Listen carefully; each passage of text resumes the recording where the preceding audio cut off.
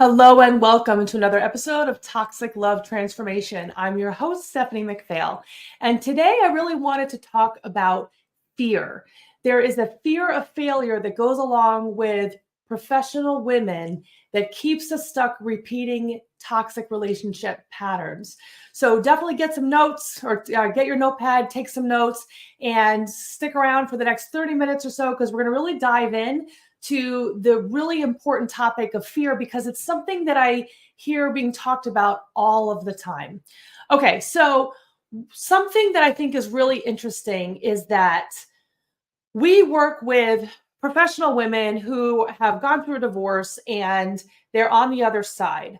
And, when I talk to people, sometimes they're like, oh, I wish I would have known about you while I was going through my divorce, but I'm all good now. I don't need any help. And of course, this is the exact opposite. The time after the divorce is actually when we need a lot of support. Getting that support beforehand, during the divorce, and after is really, really important. And if we don't want to repeat patterns moving forward, we've got to heal the part between post-divorce and pre-dating relationships. So I was someone who definitely had a fear of failure. And that's actually one of the things that has kept us in those toxic relationships for so long.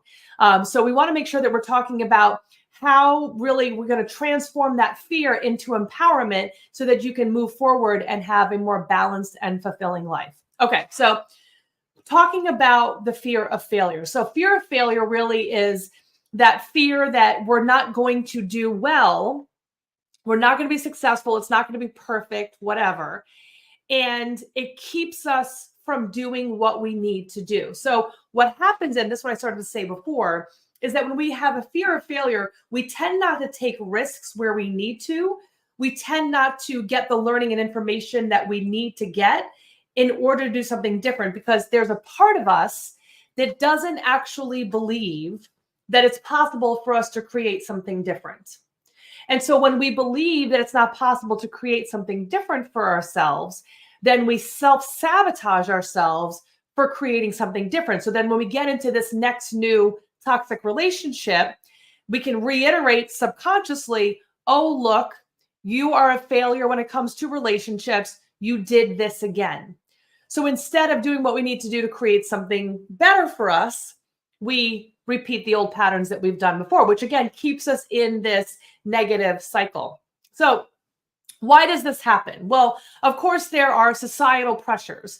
When we were in the toxic relationship, there's the societal pressures of if you are not making the relationship work, then there is something wrong with you. You're a woman. You should be in a relationship in order to have priority, which is terrible still in 2024, but that's still really, something that we hear a lot with society.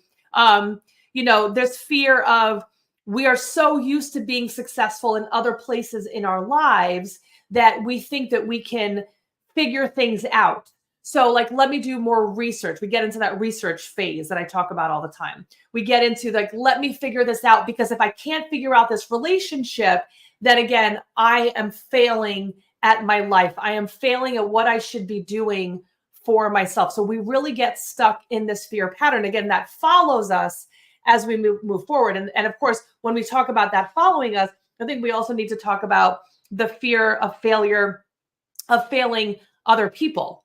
We're afraid of failing our family members. We're afraid of failing maybe religious people. And so the expectations that maybe other people have of us, so that part of us that is the people pleaser, we want to make sure we're making those other people happy. So again, it's all of this societal, external, but also this really big internal thing too that we do to ourselves that keeps us stuck.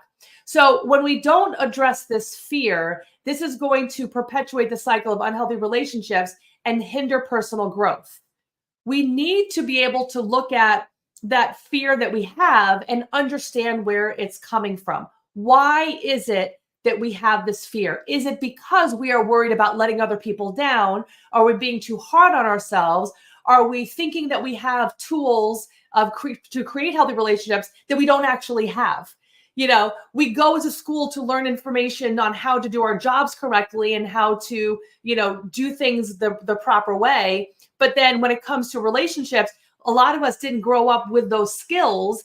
And then we put a lot of pressure on ourselves to create healthy relationships, but we don't have the actual skills to create what we're asking ourselves to create. Does that make sense so far? And so again, we're stuck in this place that because we're afraid of failure, we are actually not getting the right type of support that we need to do what's best for us. And now failure might be, instead of ending that relationship and staying in it, that actually might be more of the failure. The failure that we are not successful, or we're not doing what we were put on this earth to do or to be, that might actually be a bigger failure. But because of all these other things that are underlying, we are not seeing it for what it is. So what do we need to do? We need to start really understanding what is the actual fear. So I always like to give homework assignments, and you can do this right now. Again, if you're listening to this later on, you can always pause and come back. But I want you to ask yourself, what is my real fear? What is my fear? What is my real fear? And give yourself 5 minutes, I always say, of uninterrupted just writing, and actually write for those full 5 minutes, and even if what you're writing is, I'm not sure what to write, I don't know where to start, give yourself the ability to just start writing, and literally whatever comes out, write it down. So it might not even make sense, but that will allow you to start looking at what that fear is actually coming from. Maybe it's, the fear is, I don't want to end up like my parents. I don't want to get a divorce. I don't feel like I'm good enough. I feel like all my best years are behind me. I've been told that I am not attractive, or that I am not a nice person. All these things that maybe our exes have told us. And so all that stuff really keeps us stuck in this cycle of unhealthy relationships. So we really want to look at what is preventing us from engaging fully in the healing process. So potentially, what can happen is that because we're only half-heartedly attempting to do this, then we're going to see that we're not successful. So we're going to have a lot of setbacks. So again, what I said before, if part of me subconsciously doesn't believe that it's possible for me to change, then we're going to sabotage ourselves from success. So let me give you an example. If you want to go to the gym to work out, and you want to lose weight, and you want to have this toned body, this is the easiest example that I could give.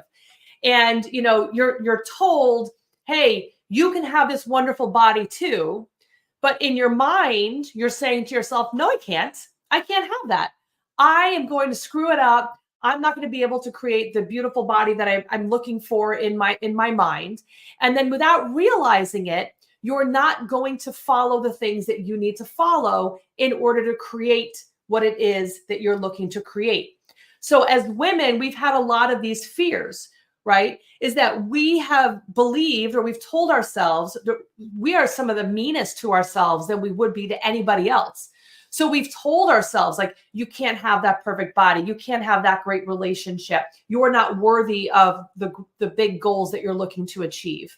So we have, again, those fears come up, and then we start sabotaging ourselves. So if we see somebody else accomplishing those goals that we've already told ourselves we can't do it, then there might be part of us that says, look, those people can do it, but I can't. And I can't because I'm not good enough. It's not possible for me. All the good ones are taken. Fill in the blank of what that is. And so again, if we want to get off that hamster wheel, we have to get out of that self-fulfilling prophecy and actually start taking some really big steps to start our healing. So what's something that you can do? We want to be able to transform from that fear to empowerment. So forgiveness. Forgive yourself. I know that forgiveness, there's a lot of other feelings that are associated with forgiveness. Let's not even start talking about forgiving the other person in any place that you've been wronged. Let's look at forgiveness of yourself, because that's really huge.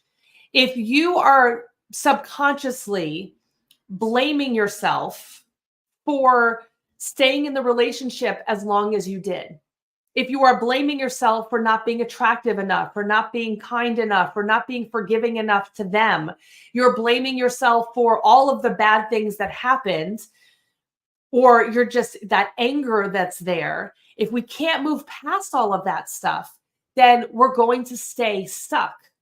We have to be able to start with forgiveness of self and realize I didn't have the tools. I didn't know how to create something different. And when we start to get to that place where we forgive ourselves, then we can move forward from there and actually start healing. And then, of course, then the next step, being able to heal, to forgive the other person that has done wrong by us. It feels crappy at sometimes to say, hey, this person who treated me badly, I forgive them. Like there's a lot of people that will argue with me and say they don't want to forgive their ex for whatever they did wrong to them. But I will tell you that if you sit there and focus on what the other person did to you and how screwed up that other person is, you're going to take away the possibility of putting that energy into healing yourself. You're going to use a lot of energy focusing on them instead of focusing on yourself. And I don't know about you, but didn't you give them enough energy already? Like, seriously, didn't you spend enough time trying to figure out the problems, fix yourself, change yourself, do all the things because you're so afraid of failing? Didn't you try to do all those things already? And how did that work for you? Probably not well, or you wouldn't be listening to this right now. So forgiving yourself first and then forgiving the other person for what happened and being able to release them so that they can focus working on themselves and you can focus on working on yourself. That's going to release a lot of that tension and a lot of that fear that you're having. Because again, if you're focusing, spending all that time on somebody else, you're not taking the energy that you do have. Because sometimes when we're really stressed and overwhelmed, it's hard to really focus on healing. And I get that. So the little bits that you have to really, really focus that on yourself in order to heal. So, what's another thing that keeps us from healing is, of course, like we said, there's the fear of failure, which is what we're talking about, but the self-doubt. I'm not good enough. It's not possible for me to change. Those things that we tell ourselves when nobody else is around. The feelings of guilt. I feel guilty for what I did. I feel guilty with what happened to my children in this relationship. I feel guilty for sometimes we feel guilt for letting the other person down, even though they are the ones who treated us badly. So, there's never just this simple, one level strategy or one level issue as to what's going on. We might feel angry at them, but then we might also feel guilt. I mean, when I left my first boyfriend who had become abusive, I felt really guilty that I had let him down after his father passed away, even though he was the one treating me badly and he was the one being abusive. I felt guilty when I found out he had started abusing drugs. I was like, oh my gosh, I let him down. It was my fault. And because of that, I carried that into my next relationship, which was my first marriage. And that allowed me to stay in that relationship longer and made me even more afraid of failing, because I had the guilt of feeling like I let somebody else down, even though they were the ones who were abusive towards me. So again, all of those parts of ourselves where we don't feel good enough, we don't feel that real empowered, true self is going to keep us in, like, we have to prove ourselves. I have to prove my worthiness. This is actually something also that I share with clients when they start dating, is that instead of when you've done the work and you've done the healing, because again, it's the post-divorce and pre-dating that we need to really focus on that healing there. Then in the beginning part of the dating, we get to really know who we are, what we want. And then we go into the educational dating, which is let me see what I'd like in a partner. And then as we're doing that, we're thinking to ourselves, are they worthy of me? Instead of, am I worthy of them? So there's no more of that trying to prove ourselves to the other person. We already know that we are worthy. We've gotten rid of that self-doubt. We're not afraid of failure. We're more into this place of let me learn, instead of like, what are the mistakes that I've made? Oh my gosh, what have I learned from these mistakes? Because some of the biggest mistakes that I've had in my life has caused me to really crack me open and shine the light on the areas of my life that I had to change. And I bet it's the same for you. So if we can look at all that and say, what can I learn from that?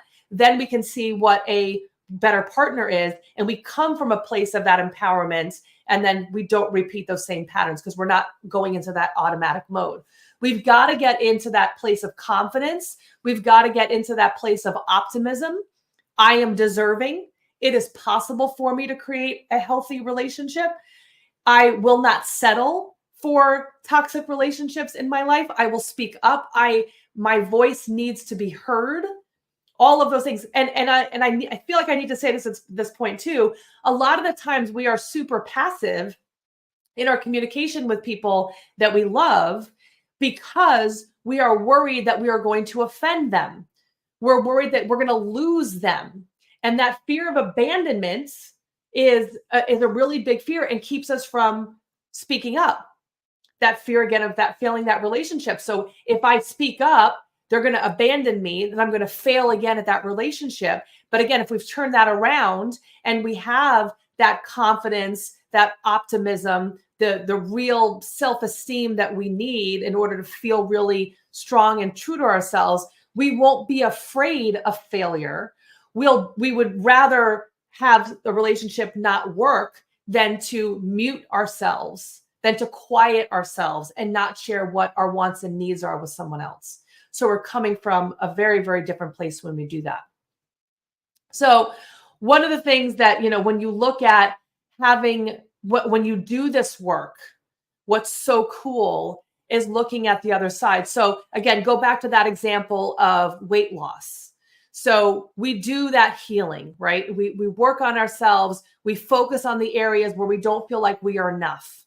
And we help show you, we give you that real guidance, support, and tools to make sure that you cannot fail. No matter what you've tried before, you cannot fail. And now all of a sudden you're getting the mindset piece. And again, we're talking about the weight loss here. You're getting the mindset piece. You're getting the exercise plan. You're getting the nutrition plan. You're getting the support on what you need to do the exercises. And you feel like it's possible for you to change. Bam, you're going to notice some major results. You're going to see your body change in a way that you never could have imagined before. And when we talk about this, when we talk about healing from toxic relationships, then if we are getting the right support, notice where we're like continuing the same cyclical thinking that's really causing us to have those, same types of things that are happening over and over again in new relationships. When we can see that, when we can admit to ourselves, I don't know how to create something different. Be real and honest with ourselves. Then we're going to be able to really start looking at having those healthy, fulfilling, rooted in self-love and self-respect types of relationships when we have the guidance, support, and tools to make sure that we don't fail. And I think that that's something that is really important, is that if we don't feel like we're deserving of it, we're not going to do it.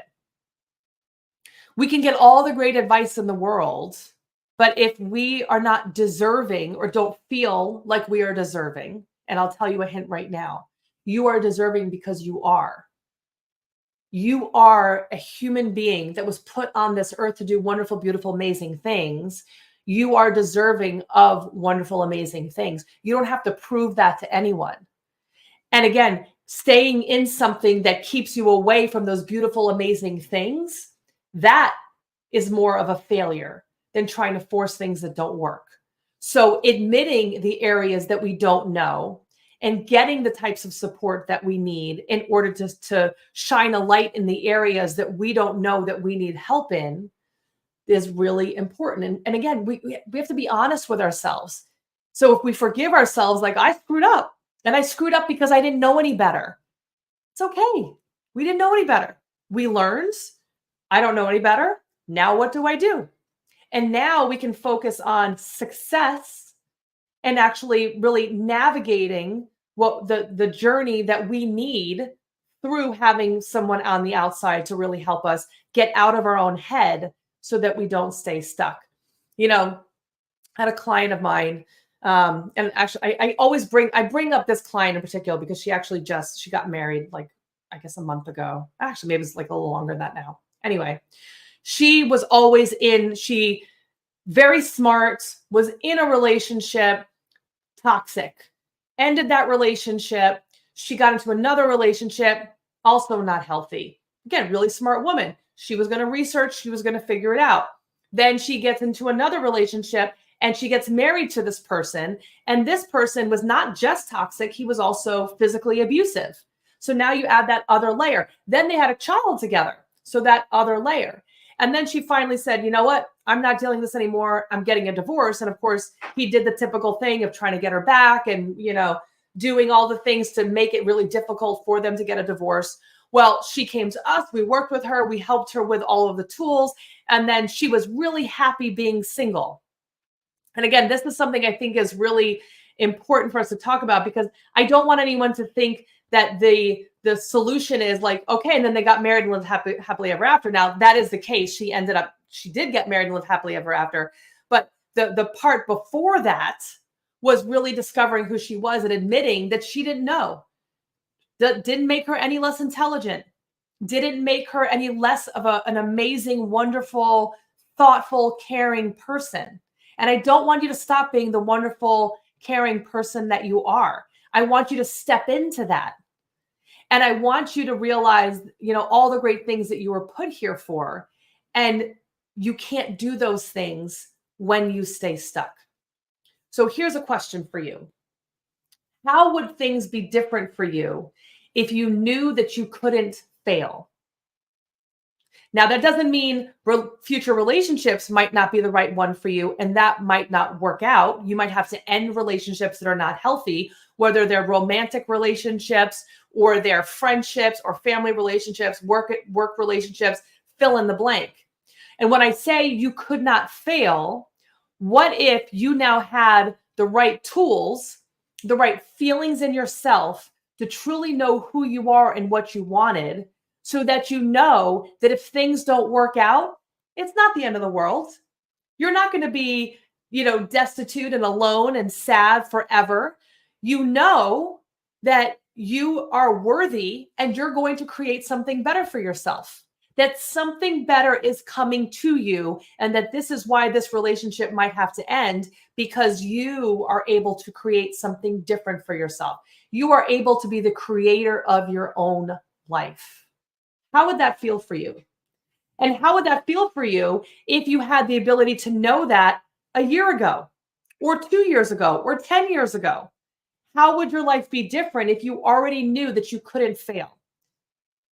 I bet most of our lives would be completely different, because we'd stop trying to prove ourselves. We'd stop minimizing ourselves. We would stop trying to fit into other people's boxes to make them happy and be a chameleon to not stand out too much. Instead, if we knew that we could not fail, imagine all the things you'd be trying. Imagine all of the things that you'd be experiencing if you got rid of that fear of failure. So what does that feel like? What does that sound like? Well, I think that when you are in a place where you're not sure what you need, it's hard to really ask for it. It's hard to know what that is. And again, when I talk to women and they're like, oh, I needed you during the divorce, but I'm good now. I don't need any help. But they haven't fixed that part, that fear of failure part. They're going to carry that into the next relationship, potentially, and a very good chance of, again, repeating it again. So instead of saying to yourself, it's not possible for me to change, or it's not possible for me to heal because of the fear that we have, and be really honest with yourself, like really do that homework. What is that fear keeping you from fully stepping into? And if you can think about what is keeping you from fully stepping into you, then wouldn't you do anything and everything in your power to heal from that and do what you need to do to take care of yourself? I mean, wouldn't that be a no-brainer? Like, hey, if I can get out of this fear of failure and I can get to a place where I feel that I am going to be taken care of and I am loved and I am worthy no matter what, imagine what that would feel like for you and how your life would be different. something clients come to us because of relationships, romantic relationships, more so than anything else.